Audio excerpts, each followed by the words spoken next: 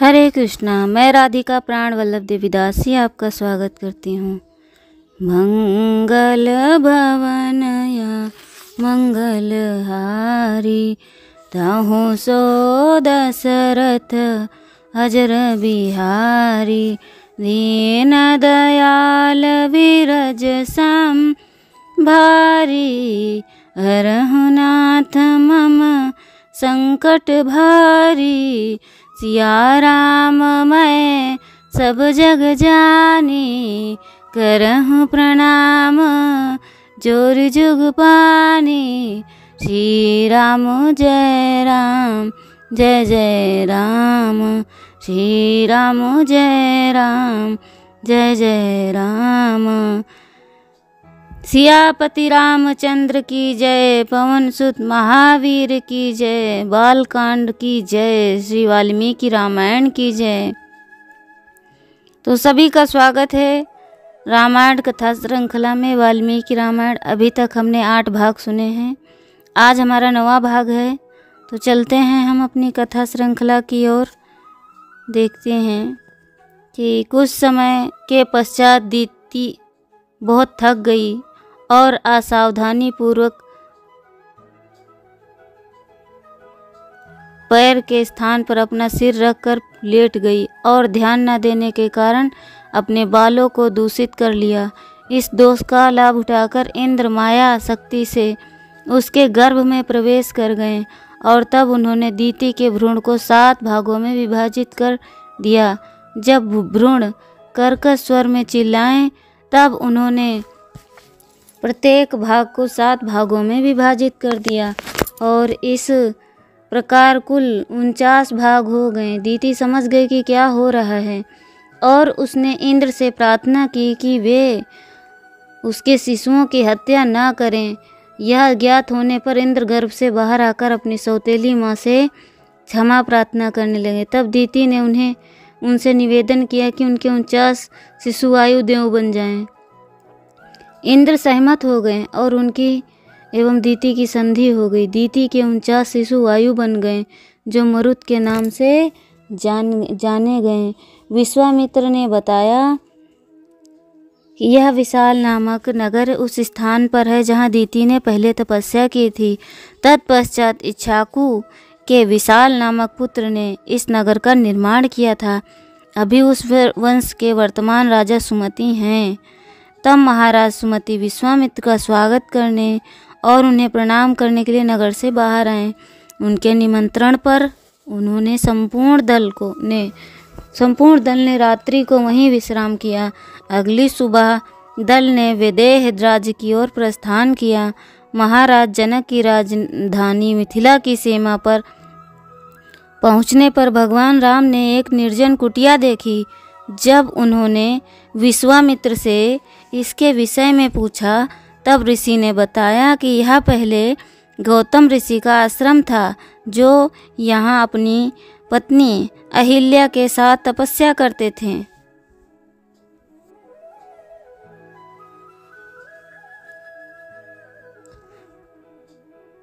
विदेह राज्य की ओर प्रस्थान किया।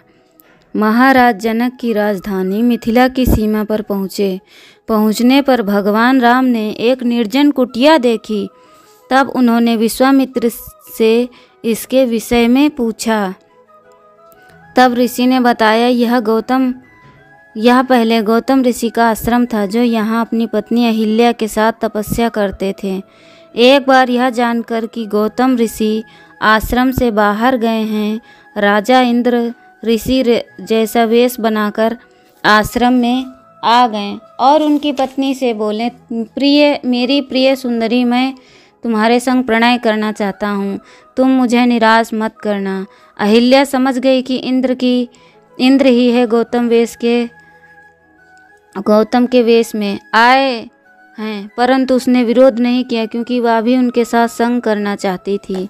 इस प्रकार उन दोनों का प्रणय हुआ और जब उनकी कामुक भावनाओं की तुष्टि हो गई तब अहिल्या ने प्रार्थना की, हे इंद्र, कृपया मेरे पति गौतम के क्रोध से मेरी रक्षा करें। इंद्र ने अहिल्या को आश्वस्त किया कि वे अतिशीघ्र गुप्त रूप से चले जाएंगे, किंतु जब इंद्र चुपके से गौतम ऋषि के आश्रम से भाग रहे थे। अकस्मात ऋषि लौट आए। जब गौतम ने इंद्र को अपने वेश में देखा, इंद्र का सिर शर्म से झुका हुआ था। वे उनके दुर्व्यवहार की प्रकृति को भली भांति समझ गए। अत्यंत क्रोधित होकर उन्होंने इंद्र को श्राप दिया। अरे कामी मूर्ख, इस घृणित कृत्य के दंड स्वरूप तुम्हारे अंडकोश अभी गिर जाएं। श्राप के उच्चारित होते ही इंद्र के अंडकोश उनके शरीर से अलग होकर भूमि पर गिर गए। फिर आश्रम में प्रवेश करने के पश्चात गौतम ने अपनी पत्नी को शाप दिया। अरे नीच स्त्री, अब से तुम खाने पीने के अयोग्य होकर राख के अंबार पर पड़ी रहोगी। इस प्रकार अहिल्या पत्थर के स्तंभ में परिवर्तित हो गई। तब गौतम ने कहा, सुदूर भविष्य में केवल भगवान राम के आने पर ही तुम सभी कामुक इच्छाओं तथा अपने पाप से मुक्त होकर मुझसे अपने पति के रूप में मिल सकोगी। ऐसा कहकर गौतम हिमालय की ओर चल दिए। तभी इंद्र ने देवताओं को सूचना दी, मैंने गौतम ऋषि को क्रोधित करके स्वर्ग के राजा के रूप में मेरा पद पाने के उनके प्रयास को सफलतापूर्वक निष्फल कर दिया, किंतु ऐसा करने से मेरे अंडकोश निकाल दिए गए हैं। अब आप लोग किसी भी प्रकार से मेरा पुंसत्व वापस लाने की व्यवस्था करें। इंद्र की प्रार्थना सुनकर देवताओं ने पितृलोक के निवासियों द्वारा एक मेढ़े के अंडकोश निकालकर इंद्र के शरीर में प्रतिस्थापित कर दिए गए। यह कथा सुनाकर विश्वामित्र ने भगवान राम को गौतम ऋषि के आश्रम में प्रवेश करने के लिए आमंत्रित किया। राम के कुटिया में प्रवेश करते ही अहिल्या अपने तपस्वी सदृश प्रभा सहित चकाचौंध करने वाले मूल स्वरूप में आ गई। वस्तुतः अहिल्या की मुक्ति पर अकस्मात स्वर्ग से पुष्पों की वृष्टि हुई और नगाड़े बजने लगे। राम एवं लक्ष्मण ने आदरपूर्वक अहिल्या के चरण स्पर्श किए और उसने भी दोनों भाइयों एवं विश्वामित्र का स्वागत किया। तब गौतम ऋषि पुनः अपनी पत्नी से मिलने आए और उन्होंने आदरपूर्वक भगवान राम एवं लक्ष्मण की पूजा की। उसके पश्चात दल ने मिथिला में प्रवेश किया। राजा जनक के यज्ञ क्षेत्र में पहुँचने पर भगवान राम विश्व के सभी भागों में आए हुए सहस्त्रों ब्राह्मणों को देखकर प्रसन्न हुए। विश्वामित्र के आगमन की सूचना पाकर महाराज जनक शीघ्रतापूर्वक उनका अभिवादन करने गए और उन्हें संबोधित करते हुए उन्होंने कहा, हे संतों में श्रेष्ठ, इस यज्ञ के पूर्ण होने में 12 दिन लगेंगे। इसमें देवतागण उनको अर्पित किए गए अंशों को ग्रहण करने स्वयं उपस्थित होंगे। महोदय, कृपया हमें बताएं कि आपके साथ ये 2 उत्कृष्ट व्यक्तित्व वाले पुरुष कौन हैं। वस्तुतः ये मनुष्य रूप में भगवान प्रतीत होते हैं। विश्वामित्र ने उत्तर दिया, ये युवक राम एवं लक्ष्मण हैं, जो राजा दशरथ के पुत्र हैं। ये यहाँ पर उस महान धनुष का परीक्षण करने आए हैं जिसकी आप आराधना करते हैं। मैं इन्हें अयोध्या से अपने आश्रम में उन राक्षसों का संहार करने के लिए लाया था जो मेरे यज्ञ में विघ्न उत्पन्न कर रहे थे। मार्ग में उन्होंने राक्षसनी ताटक का वध किया, मारीच को 100 योजन दूर सागर में फेंक दिया तथा सुबाहु का वध किया। मिथिला पहुंचने के पहले राम ने अहिल्या को उनके पति से शाप से मुक्ति प्रदान की और गौतम ऋषि की सेवा स्वीकार की। तत्पश्चात जब सभी बैठ गए तब सतानंद ने, जो गौतम ऋषि के ज्येष्ठ पुत्र तथा महाराज जनक के मुख्य पुरोहित थे, विश्वामित्र से विस्तार पूर्वक वह कथा सुनाने का आग्रह किया जिसमें उनकी माता द्वारा भगवान राम को देखते ही अपना मूल स्वरूप पुनः प्राप्त करने का वर्णन है। ऋषि ने प्रसन्नता पूर्वक पूरी घटना सुनाई। तत्पश्चात सतानंद ने विश्वामित्र के गौरवपूर्ण अतीत का वर्णन किया। विश्वामित्र गाधी के पुत्र थे और उससे पहले अपने राज्य में एक धर्म परायण क्षत्रिय के रूप में राज्य करते थे। एक बार अपने साथ अक्षुणी सेना लेकर वह पृथ्वी पर के भ्रमण के लिए निकले। भ्रमण करते हुए वे महान ब्रह्मर्षि वशिष्ठ की कुटिया में पहुँचे। उस सुंदर कुटिया में प्रवेश करके जहाँ अनेक मुनि निवास करते थे, उन्होंने आदरपूर्वक वशिष्ठ को प्रणाम किया। ऋषि ने विश्वामित्र का हार्दिक स्वागत किया और दोनों मित्रतापूर्वक वार्तालाप करने लगे। वशिष्ठ ने कहा, हे राजन, यहाँ अतिथि के रूप में कुछ दिन निवास करें ताकि मैं आपकी उचित सेवा तथा सत्कार कर सकूं। विश्वामित्र ने विनम्रतापूर्वक उत्तर दिया, आपकी सेवा में पहले ही संतुष्ट हूँ, अब हमें जाने की अनुमति दें। तथापि बारंबार वशिष्ठ ने विश्वामित्र एवं उनके साथ आए व्यक्तियों से रुकने का आग्रह किया। अंततः विश्वामित्र सहमत हो गए। तब वशिष्ठ जी ने सबल नामक अपनी कामधेनु गाय को विश्वामित्र के सामने लाए और उसे अति उत्तम राजोचित भोज उत्पन्न करने की आज्ञा दी। ऐसी आज्ञा पाते ही उस दिव्य गाय ने तुरंत विभिन्न प्रकार के भोजन तथा पेयों की व्यवस्था कर दी। सब कुछ चांदी की देदीप्यमान विशाल थालियों में रखा हुआ था। विश्वामित्र एवं उनके सहचर भोजन करके संतुष्ट हुए, किंतु विश्वामित्र को वशिष्ठ से ईर्ष्या होने लगी, क्योंकि वे उस दिव्य गाय को अपने लिए चाहने लगे। लोभ की भावना में वृद्धि होने पर विश्वामित्र ने वशिष्ठ से कहा, मुझे आपकी आश्चर्यजनक गाय किसी भी कीमत पर चाहिए, कृपया आप मुझे इसे दे दें, इसके बदले में मैं आपको समुचित उपहार दूंगा। विश्वामित्र को सहस्त्रों गौवें, सोना, अस्मित, जवाहरात एवं और भी कुछ देने के लिए तैयार हो गए, किंतु वशिष्ठ ने अपनी दिव्य गाय देने से इनकार कर दिया। कहा, मुझे दुख है, किंतु 10 अरब गायों के विनय में भी मैं इसे कामधेनु को स्वयं से पृथक करने में असमर्थ हूँ। यह कामना पूर्ति करने वाली गाय मुझसे अलग नहीं हो सकती, क्योंकि यज्ञ कार्य के लिए आवश्यक वस्तुओं को प्राप्त करने के लिए मुझे इनकी आवश्यकता है। तब विश्वामित्र ने उत्तर दिया, नीति के अनुसार यह गाय मेरी होनी चाहिए, क्योंकि राज्य की प्रत्येक उत्तम वस्तु आधिकारिक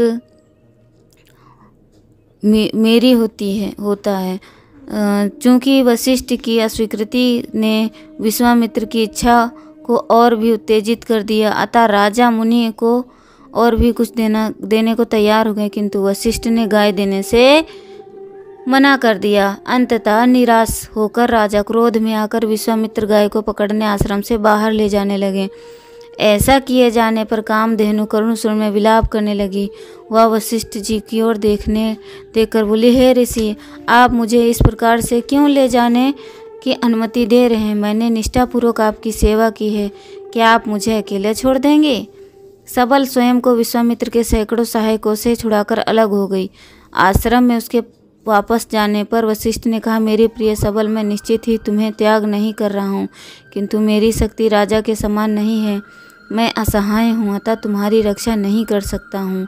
सबल ने कहा, हे ऋषि, आपकी आध्यात्मिक शक्ति के समक्ष राजा की शक्ति, भौतिक शक्ति तुच्छ है। यदि आप मुझे आज्ञा दें तो मैं इनकी विशिष्ट शक्ति का प्रयोग विश्वामित्र की सेना को स्वयं पराजित करते हेतु करूँगी। जब वशिष्ठ ने अपनी अनुमति दी, तब सबल अपने शरीर से असंख्य उग्र योद्धाओं को उत्पन्न करने लगी, विश्वामित्र की सेना का नाश करने लगे, किंतु शक्तिशाली राजा ने उन सभी को नष्ट कर दिया। उसकी क्षत्रिय भावना और भड़क उठी। उन्होंने सबल को ललकारा कि यदि उसे युद्ध जारी रखना है तो वह अधिक योद्धा उत्पन्न करें। सबल भयंकर योद्धा उत्पन्न करने लगी तो उसके थनों, योनांगों तथा गूदा एवं शरीर से अन्य भागों से उत्पन्न हो रहे। इन पराक्रमी योद्धाओं ने विश्वामित्र की संपूर्ण सेना को पराजित कर दिया। यह देखकर विश्वामित्र के 100 पुत्रों ने क्रोध में आकर वशिष्ठ पर आक्रमण कर दिया, किंतु ब्रह्मर्षि ने एक शक्तिशाली गर्जना के उच्चारण से ही उन सभी को भस्म कर दिया। इस प्रकार विश्वामित्र ने न केवल अपनी सेना को अपितु अपने पुत्रों को भी खोकर हतोत्साहित एवं उदास होकर चले गए। विश्वामित्र अपने एकमात्र जीवित पुत्र को अपना राज्य सौंपकर भगवान शिव को प्रसन्न करने के उद्देश्य से वन में तपस्या करने चले गए। कुछ समय पश्चात भगवान शिव विश्वामित्र की तपस्या से प्रसन्न होकर उन्हें को वरदान देने के लिए प्रकट हुए। प्रसन्न विश्वामित्र ने सभी दिव्य अस्त्र को ज्ञान प्राप्त करने की अपनी इच्छा प्रकट की। भगवान ने जो सरलता से प्रसन्न हो जाने के कारण आशुतोष के नाम से जाने जाते हैं, विश्वामित्र को उनकी इच्छा पूर्ण हो जाने का वरदान दिया। इस प्रकार विश्वामित्र जिन्हें पहले से ही अभिमान था, दिव्य अस्त्र को प्राप्त तथा अपने अजेय पराक्रम को विचार करके और अधिक अहंकारी हो गए। विश्वामित्र सीधे वशिष्ठ के आश्रम पहुँचे और क्रूरतापूर्वक अस्त्रों से इस प्रकार वार करने लगे जिससे ऐसा प्रतीत होने लगा मानो आश्रम पूरी तरह विनष्ट हो जाने वाला हो। वशिष्ठ के आश्वासन के बावजूद वहाँ रहने वाले सभी मुनि भयतुर होकर भागने लगे। वस्तुतः अल्पकाल में ही वह क्षेत्र निर्जन प्रतीत होने लगा। अपना ब्रह्मदंड उठाए हुए वशिष्ठ विश्वामित्र को संबोधित करते हुए इस प्रकार बोले, क्रोध में आकर किए इस तुच्छ कृत्य के लिए मैं अभी तुम्हारा अभिमान भंग करके तुम्हारे तथाकथित पराक्रम की निरर्थकता सिद्ध कर दूंगा। वशिष्ठ ने अपना ब्रह्मदंड को उपयोग करके विश्वामित्र के सभी अस्त्रों को प्रभावहीन कर दिया। तब विश्वामित्र अपने शेष दिव्य अस्त्रों से पुनः प्रहार करने लगे। तब वे अस्त्र भी असफल हो गए। तब वे ब्रह्मास्त्र छोड़ने के लिए तैयार हुए। ऊपर से देवतागण इस कौतुक द्वंद्व युद्ध को देख रहे थे। तब विश्वामित्र ने अपना भयंकर ब्रह्मास्त्र छोड़ा। तब वे चौंक गए और भयभीत हो गए। परंतु जब विश्वामित्र ने ब्रह्मास्त्र छोड़ा तब उसके विरोध में वशिष्ठ ने एक विशालकाय उग्र रूप धारण कर लिया, जिसमें उनके शरीर के रोम रोम में अग्नि की लपटें प्रज्वलित होकर ब्रह्मास्त्र को शक्ति को नष्ट कर रही थीं। वशिष्ठ द्वारा प्रदर्शित उस उग्र रूप को देखकर सभी अचंभित हो गए। वस्तुतः ऋषि के पराक्रम को देखकर मुनिगण वशिष्ठ से प्रार्थना करने लगे। ब्रह्मास्त्र का निष्फल करने के पश्चात वशिष्ठ ने पुनः अपना मूल स्वरूप कर लिया। करने के पश्चात क्षत्रियों के दुर्बल पराक्रम की भर्त्सना करते हुए विश्वामित्र युद्ध छोड़कर चले गए। ब्रह्मणत्व की शक्ति को श्रेष्ठ जानकर विश्वामित्र ने यह तय किया कि वे भी वशिष्ठ की भांति ब्रह्मर्षि बनेंगे। तत्पश्चात वे अपनी पत्नी के साथ एकांतवास करने लगे और कठिन तप करने लगे। 1000 वर्ष के पश्चात ब्रह्मा विश्वामित्र के समक्ष प्रकट हुए और उन्होंने राजर्षि पद का वरदान दिया। किंतु भगवान ब्रह्मा के चले जाने पर उन्होंने ऐसे वरदान को प्राप्ति की तुच्छता पर लज्जा आई। केवल ब्रह्मर्षि पद प्राप्त करने के अपने निर्णय में अटल विश्वामित्र पुनः कठिन तपस्या करने लगे। उसी समय इक्ष्वाकु वंश के त्रिशंकु नामक राजा अपनी राजधानी अयोध्या में शासन करता था। वह इस इच्छा के साथ यज्ञ करना चाहता था कि मानव शरीर में ही स्वर्ग चला जाए, बिना अपना शरीर परिवर्तित किए। उसके वशिष्ठ से उसका पुरोहित बनने के लिए आग्रह किया, किंतु वशिष्ठ ने यह कहकर अस्वीकार कर दिया कि इस प्रकार का यज्ञ कर पाना असंभव है। उसके पश्चात त्रिशंकु ने यज्ञ कार्य में संलग्न वशिष्ठ के 100 पुत्रों के पास जाकर उनसे अपने यज्ञ की सहायता की मांग की, किंतु जब उन्हें अपने पिता की अस्वीकृति का ज्ञान हुआ तब उन्होंने क्रोधित होकर अपने गुरु की अस्वीकृति के पश्चात उनसे सहायता मांगने के प्रयासों को धिक्कारा। आलोचना सुनकर त्रिशंकु ने उत्तर दिया कि यदि तुम सब मेरी सहायता नहीं करना चाहते तो मैं तुम सबसे अधिक उदार किसी अन्य व्यक्ति की सहायता लूँगा। त्रिशंकु के अशिष्ट कथन को सुनकर सभी ऋषि उग्र हो उठे और उन्होंने त्रिशंकु को चांडाल बन जाने का श्राप दिया। त्रिशंकु का सुनहरा वर्ण काला हो गया, उसके पुराने वस्त्र पुराने एवं मटमैले हो गए, उसके लंबे कांति युक्त बाल गिरने लगे, मुख की कांति श्रीवृद्ध करने वाला अंगराग राख में परिवर्तित हो गया एवं उसके स्वर्ण आभूषण लौह में परिवर्तित हो गए तथा उसकी माला शमशान के पुष्पों के में परिवर्तित हो गई। जब त्रिशंकु के मंत्रियों ने यह परिवर्तन देखा तब उन्होंने उसे अछूत समझकर त्याग दिया। चंडाल बनकर अपने पूर्व पद से च्युत त्रिशंकु तपस्या में लीन विश्वामित्र के पास गया। वशिष्ठ के पुत्रों द्वारा उनको शाप दिए जाने की बात सुनने पर विश्वामित्र ने कृपा सहित उनका स्वागत किया। जब त्रिशंकु ने विश्वामित्र से सहायता मांगी तब ऋषि ने उसे क्षण भर का आश्वासन देते हुए उसके यज्ञ कार्य में सहायता हेतु पुरोहित की व्यवस्था करने का वचन दिया। तत्पश्चात विश्वामित्र ने अपने पुत्र को यह आज्ञा दी कि वह सभी पुरोहितों एवं योग्य ब्राह्मणों की सहायता के लिए निवेदन करे एवं अस्वीकार करने वाले के नाम भी पूछ कराए। इस पृथ्वी पर के अनेक राज्यों ब्राह्मण गण उनके आश्रम आए। केवल वशिष्ठ उनके पुत्र एवं ऋषि महादय ने उनके भाग में लेना स्वीकार किया और कहा किसी क्षत्रिय के हाथ से ब्राह्मण या देवता भेंट स्वीकार नहीं करना चाहेंगे। फिर चांडाल का तो कहना ही क्या। जब विश्वामित्र ने यह कठोर एवं अपमानजनक शब्द सुने तब उन्होंने शाप देते हुए कहा, वशिष्ठ के पुत्र नीच राख में परिवर्तित होकर आज ही यमराज के निवास चले जाएं। उसके पश्चात 700 जन्मों तक चांडाल का रूप धारण करें। एवं मूर्ख महादय निषाद बने। श्राप ने शीघ्र अपना प्रभाव उत्पन्न करना आरंभ कर दिया और विश्वामित्र ने इसी दिव्य दृष्टि के बल से देख पाने में समर्थ थे। तब विश्वामित्र ने वहाँ उपस्थित ब्राह्मणों से त्रिशंकु का यज्ञ संपादित करने को कहा। श्रापित होने के भय से उन्होंने यज्ञ प्रारंभ कर दिया। जब विश्वामित्र ने देवताओं को यज्ञ में आने एवं भेंट स्वीकार करने के लिए निमंत्रित किया तो देवता नहीं आए।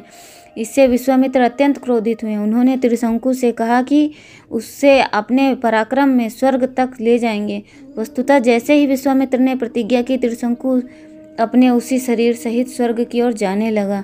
तब जब राजा इंद्र ने देखा कि त्रिशंकु अपने गुरु वशिष्ठ की आज्ञा का उल्लंघन करके और निर्धारित सद्गुणों को अर्जित किए बिना ही स्वर्ग की ओर चला आ रहा, तब इंद्र ने त्रिशंकु को सिर के बल पृथ्वी पर गिरने के लिए प्रहार किया। इस प्रकार गिरते हुए त्रिशंकु ने रक्षा के लिए विश्वामित्र को पुकारा। विश्वामित्र ने न केवल उसे गिरने से रोका, अपितु त्रिशंकु के रहने के लिए नकली देवताओं सहित स्वर्ग के अनुरूप एक पूर्ण ग्रही व्यवस्था का निर्माण कर दिया। इस आश्चर्यजनक कृत्य को देखकर देवता रुष्ट हो उठे। उन्होंने विश्वामित्र के त्रिशंकु के पास स्वर्ग में निवास करने के लिए आवश्यक योग्यता नहीं है, किंतु विश्वामित्र अपना वचन पालन करने के लिए अटल रहे। उन्होंने कहा, त्रिशंकु को बिना देह परिवर्तन के स्वर्ग भेजने के अपने वचन पे मैं अटल हूँ। अतः यह विहित करें कि मेरे द्वारा निर्मित यह नवीन स्वर्ग आपके द्वारा स्वीकृत और ब्रह्मांड के अस्तित्व की अवधि तक यहाँ कायम रहे। अंततः देवता सहमत हो गए। इस प्रकार सिर नीचे किए हुए त्रिशंकु अंतरिक्ष में लटक गया। विश्वामित्र की कृपा से वह तारों के मध्य द्वैदीप्यमान होकर स्वर्ग का आनंद लेता। विश्वामित्र वशिष्ठ की भांति ब्रह्मर्षि बनने का निर्णय लेकर तपस्या करने लौट आए। तत्पश्चात बहुत दिन व्यतीत हो जाने पर मेनका नामक एक सुंदर अप्सरा पुष्कर झील में स्नान करने आई, जहाँ विश्वामित्र तपस्या करते थे। उसे देखते ही विश्वामित्र काम के वशीभूत हो गए। यौन आनंद की इच्छा से विश्वामित्र ने उससे अपने आश्रम में साथ रहने का आग्रह किया। मेनका प्रसन्नतापूर्वक सहमत हो गई और इस प्रकार इंद्रिय सुख में तल्लीन होकर एक दूसरे के साथ आनंद लेते हुए 10 वर्ष व्यतीत हुए। अंततः जब विश्वामित्र को अपनी भूल समझ में आई, तब उन्हें अत्यंत घृणा का अनुभव हुआ। उन्होंने अपने विषय में सोचा, इंद्रिय तृप्ति के तथाकथित आनंद में मग्न होकर मैंने अपने 10 वर्ष व्यर्थ गंवा दिए। अब मुझे समझ में आया कि मेरे संचित तपोबल को नष्ट करने के उद्देश्य से मेनका को देवताओं द्वारा यहाँ भेजा गया था। वासना का दास बनकर मैंने अपनी तपस्या की ओर ध्यान नहीं दिया, तो मैं अपने उच्च पद से च्युत हो गया हूँ। विश्वामित्र ने भयातुर मेनका को वापस भेज दिया। तत्पश्चात ब्रह्मचर्य व्रत का पालन करने का निर्णय लेकर वे हिमालय के उत्तरी भाग में चले गए। जब विश्वामित्र पुनः तप में लग गए, तब देवताओं के भय में वृद्धि होने लगी। वे भगवान ब्रह्मा के पास गए और उनसे विश्वामित्र को ब्रह्मर्षि का पद देने की प्रार्थना की। भगवान ब्रह्मा सहमत हो गए। जब वे विश्वामित्र के समक्ष उपस्थित हुए, तब विश्वामित्र ने ब्रह्मर्षि के सिवाय कोई निम्न पद लेने से इनकार कर दिया। भगवान ब्रह्मा ने बताया, तुमने अभी तक अपनी इंद्रियों पर पूर्ण नियंत्रण प्राप्त नहीं किया है, अतएव तुम्हें अपने उद्देश्य की पूर्ति के लिए अधिक अभ्यास करना होगा। भगवान ब्रह्मा के चले जाने के पश्चात विश्वामित्र ने अपनी भौहें उठाए खड़े खड़े केवल वायु पर जीवित रहकर 1 सहस्त्र वर्षों तक पुनः कठिन तपस्या की। तब इंद्र और देवता पुनः भयभीत होने लगे और विश्वामित्र की तपस्या भंग करने के लिए दूसरी योजना बनाने लगे। इंद्र ने रंभा नामक सुंदर अप्सरा से आग्रह किया, वह विश्वामित्र को प्रलोभन देकर तपस्या से विरत करे। भय से कांपती हुई रंभा ने यह कहकर अस्वीकार कर दिया कि उसे विश्वामित्र के शाप से भय लगता है, किंतु इंद्र ने उसे यह कहकर आश्वस्त किया कि हे कन्या, भयभीत ना हो, तुम्हें अवश्य सफलता प्राप्त होगी। यह वसंत ऋतु है और कामदेव तुम्हारा साथ देंगे। मीठे स्वर में गाने वाली कोयल का रूप लेकर करके मैं उपस्थित रहूंगा। चिंता ना करो, तुम्हारा सौंदर्य निर्विरोध है। विश्वामित्र तुम्हारे हाथ का खिलौना बन जाएंगे। अंततः रंभा सहमत हो गई। विश्वामित्र विभिन्न प्रकार की स्त्रियोचित हाव भाव प्रदर्शित करती हुई प्रसन्न मुद्रा में विश्वामित्र के समक्ष आई। पहले तो विश्वामित्र उसे देखकर प्रसन्न हुए। उन्होंने सोचा कि वह उनके पास अपनी स्वेच्छा से आई है, किंतु कुछ क्षण विचार करने के पश्चात उन्हें लगा कि उसका आना उनकी तपस्या में अवरोध उत्पन्न करने की एक दूसरी चाल है। क्रोध के आवेग में विश्वामित्र गरजे, अरे मूर्ख स्त्री, यद्यपि तुम्हें यह ज्ञात था कि मैं इंद्रियों पर नियंत्रण प्राप्त करने के लिए तप कर रहा हूँ, तथापि तुमने मुझसे छल करने का दुस्साहस किया। इसके लिए तुम्हें पत्थर की मूर्ति के रूप में 1000 वर्षों तक खड़ा रहना होगा, अथवा ऋषि वशिष्ठ के तुम्हें मुक्त करने तक रंभा तुरंत पत्थर में परिवर्तित हो गई। इंद्र एवं कामदेव दृश्य से ओझल हो गए, किंतु अप्सरा को शाप देने के पश्चात विश्वामित्र यह विचार करके दुखी हो गए कि वे अनियंत्रित क्रोध के शिकार हुए हैं, और इस प्रकार उनके तपोबल का संचय घट गया। तब विश्वामित्र ने कभी भी ना क्रोधित होने का व्रत लिया। मैं तब तक ना सांस लूँगा जब तक एक शब्द उच्चारण करूँगा, ना भोजन का एक ग्रास ग्रहण करूँगा, अथवा कुछ पीऊँगा जब तक मैं ब्रह्मर्षि की स्थिति प्राप्त ना कर लूँ। विश्वामित्र के पुनः तपस्यारत हो गए, किंतु 1000 वर्षों तक उपवास रखने के पश्चात उन्होंने कुछ खाने का निर्णय लिया। जैसे ही विश्वामित्र ने प्रथम ग्रास खाने के लिए मुंह खोला, राजा इंद्र ने एक ब्राह्मण का वेश धारण करके उनसे उनका सारा भोजन मांग लिया। जैसे ही विश्वामित्र ने प्रथम ग्रास खाने के लिए मुंह खोला, राजा इंद्र ने ब्राह्मण का वेश धारण करके उनका सारा भोजन मांग लिया। बिना पश्चाताप या क्रोध किए विश्वामित्र ने विनम्रतापूर्वक अपना सारा भोजन ब्राह्मण को दे दिया और अगले 100 वर्ष के लिए पुनः तपस्या करने चले गए। विश्वामित्र के दृढ़ तप से संपूर्ण ब्रह्मांड तप हो उठा और उनके सिर से धुआं निकलने लगा। देवता विश्वामित्र को मनाने के लिए पुनः भगवान ब्रह्मा के पास गए। तब भगवान ब्रह्मा ने देवताओं सहित विश्वामित्र के पास जाकर उन्हें ब्रह्मर्षि पद प्रदान किया, ताकि वह अपनी तपस्या से निवृत्त हों। विश्वामित्र अत्यंत संतुष्ट हुए, तथापि उन्होंने कहा, मुझे ब्रह्मर्षि के पद का वरदान देना ही सब कुछ नहीं, अन्य ब्रह्मर्षि विशेषकर वशिष्ठ मुझे ब्रह्मर्षि के रूप में स्वीकार करें। तब देवताओं के आग्रह पर वशिष्ठ विश्वामित्र के पास गए और उन्होंने उन्हें ब्रह्मर्षि के रूप में स्वीकार किया। विश्वामित्र ने भी उन्हें आदर एवं सम्मान दिए। दीर्घकाल से चली आ रही उनकी शत्रुता अब समाप्त हो चुकी थी। अब वे दोनों मित्र बन गए थे। अगली सुबह राजा जनक ने विश्वामित्र, राम एवं लक्ष्मण को आमंत्रित किया, उनका आदरपूर्वक अभिवादन किया। उसके पश्चात उन्होंने कहा, मुझे ज्ञात है कि ऐसे महान व्यक्ति किसी गंभीर उद्देश्य के बिना यहाँ नहीं आएंगे, अतः कृपया मुझे बताएं कि मैं आपकी क्या सेवा कर सकता हूँ। तो हरे कृष्णा। अब इसका अगला भाग आपको अगले पार्ट में सुनने को मिलेगा। तब तक के लिए आप प्रतीक्षा करें, भगवान का नाम जप करें और प्रसन्न रहें। मंगल भवनय मंगल हारी, द्राहु सो दशरथ अजर बिहारी, दीन दयाल विरज सांबारी, हरहु नाथ मम संकट भारी, सिया राम मैं सब जग जानी, करहूँ प्रणाम जोरी जुग पानी। श्री राम जय राम जय जय राम, श्री राम जय राम जय जय राम, श्री राम जय राम जय जय राम, श्री राम जय राम जय जय राम, श्री राम जय राम जय जय राम। हरे कृष्णा। तो मंगल भवनया मंगल हारी, दाहु सो दशरथ अजर बिहारी, दीन दयाल विरज संधारी, हरहु नाथ मम संकट भारी, सिया राम मैं सब जग जानी, करहूँ प्रणाम जोरी जुग पानी। श्री राम जय राम जय जय राम। हरे कृष्णा कृष्णा कृष्णा हरे हरे, हरे राम राम राम हरे हरे, हरे कृष्णा कृष्णा कृष्णा हरे हरे, हरे राम राम राम हरे हरे।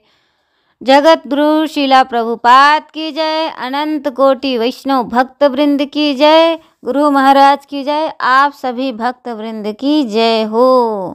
तो श्रीमद् वाल्मीकि रामायण की जय हो, बालकांड की जय हो।